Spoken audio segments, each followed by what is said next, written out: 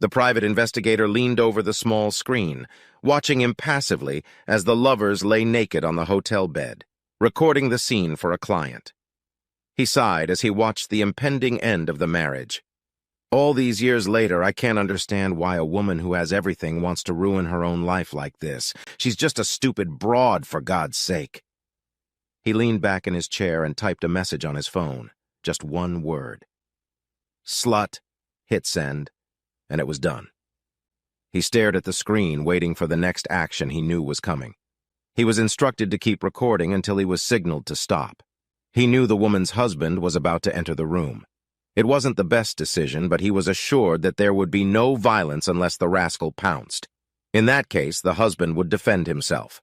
It was a risk, and he knew it, but he was keeping a record, and there was a copy for him, too, if he needed it for any reason. Quickly, less than a minute later, there was a knock on the door of the room with the lovers prostrate naked on the bed. Room service.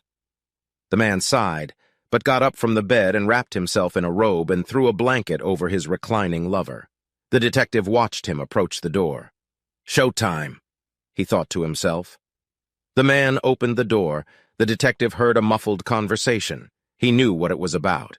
The client had outlined to him the expected development, but he was concerned about his husband's reaction when he came face to face with the man who had made him a cuckold. The detective hoped his colleague would be a restraining influence, but he was still nervous. The woman suddenly sat up on the bed, wrapped in the blanket. You could tell by her body language that something was wrong. She was sneaking around the bed away from the door. Her lover came into view, slowly heeled toward the bed, and when his feet touched the edge of the bed, he leaned back and stretched out next to his mistress, who by now began to cringe in desperation and repeat over and over again, "No, no, no, this can't be. No, please, no." It was then that he saw the gun in his husband's hands. Shit! He was too far away to stop what was happening now. He was helpless. Don't do it, damn it, man! Just don't do it, damn it! He thought of his coworker. Where the hell was he? The action in the hotel room had frozen. The conversation was muffled, but the woman was now openly crying. Her lover sat with his hands raised in surrender as the client stood before them. He listened in. Okay, bitch. First of all, we're done, finito, kaput. Do you understand me? No, no, it's not what it looks like.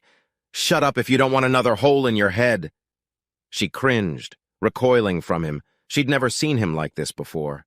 Then again, how many times before had her husband caught her in bed with another guy? His eyes drilled her as she sat wrapped in the hotel blanket.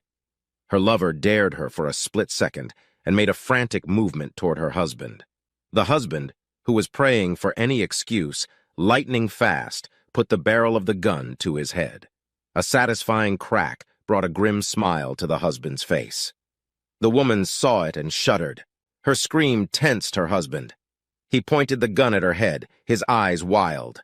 Listen, I've already got everything I need to divorce your ass and ruin that bastard. The only thing I haven't taken care of yet is a damn good whipping for you two. Just don't give me any more reason. Sit still and be quiet. He paused, as if trying to calm himself down. I'm not prone to violence. He smiled, waving the gun in front of his lovers. Anyway, I've decided that you both will pay and pay dearly for your adultery. There's no way you cheap wench is going back to the house. You have no business being there. And I don't want any more cheaters. All your belongings, whatever they may be, are already packed and on their way to your sister. You have no money, no credit cards, nothing. Understand? The woman just looked at him, stunned. Understand? He swung the gun again. Yeah, I understand, but what about... She started. I don't need your questions. I'll decide for myself what you need to know. Is that understood? She nodded slowly. Though at that moment everything was jumbled up in her head, she was in shock. The kids are fine, by the way, thanks for asking. They already know what a cheating broad their mother is, so don't expect any sympathy from them. I'd give them a few years to calm down if I were you. They were pretty upset when they found out you and that asshole had sex in our bedroom a few weeks ago. Yes, dear Rebecca, they saw and heard you. What I cannot and will not forgive is your utter disrespect for our marriage and our children. She awed. A sob escaped her throat. She brought her hand up to her mouth. She had no idea what the children knew. The realization made her think feverishly, remembering how her lover had snuck into her house and they had ended up in bed for almost an entire day.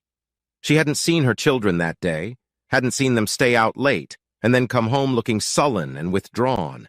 She also didn't notice how brooding and upset her husband was, because she was too busy scheming and thinking about herself and her lover. He stared at her, allowing the words to penetrate her mind. "Oh, did I mention that the rogue's wife also knows all about you two? Well, that will be a nice surprise you can give your lover when he comes to his senses. We used the same legal team for our divorces, still saving money." She awed again when a groan from the floor meant her lover was coming to his senses. "There you go. Why don't you help him? After all, you're in shit together. Maybe you can work something out." He laughed. The man watching the screen breathed a sigh of relief. Even from here, it was obvious that the anger was under control. That is, unless the bastard opened his mouth and said something stupid.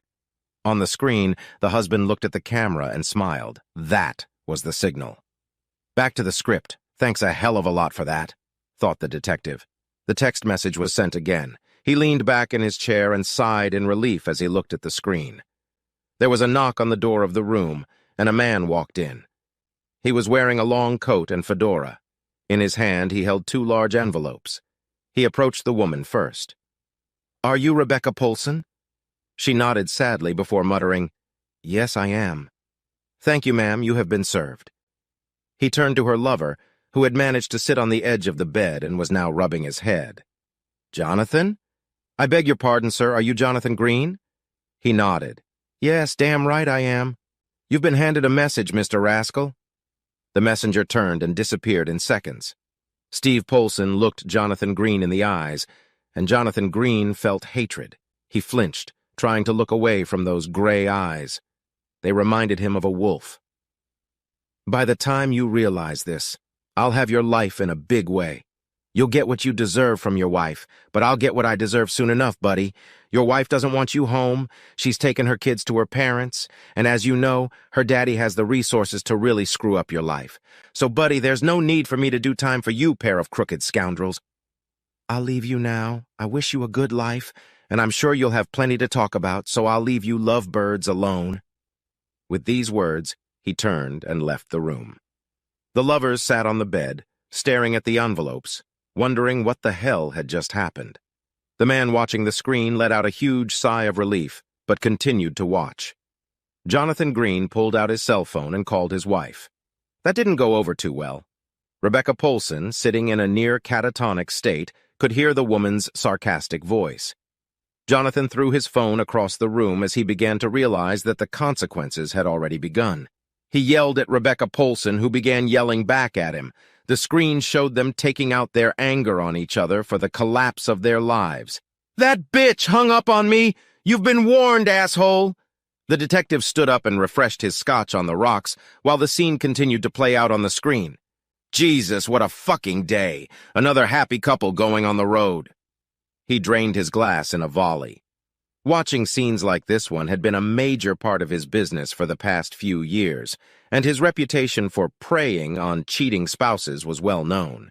He was the best, but he himself couldn't get used to celebrating the dissolution of someone else's marriage. Scenes from his own experience when he had discovered his wife with his brother began to replay in his mind. He poured himself another, remembering that it had ended badly, too. He hadn't spoken to his brother since that day. His wife tried to pass it off as a one-time thing. It was just sex and blah, blah, blah. He had heard it all so many times in the years since then. He couldn't move past it, forgive her or forget her. He just walked away, divorced her. Had he done the right thing? Hell yes.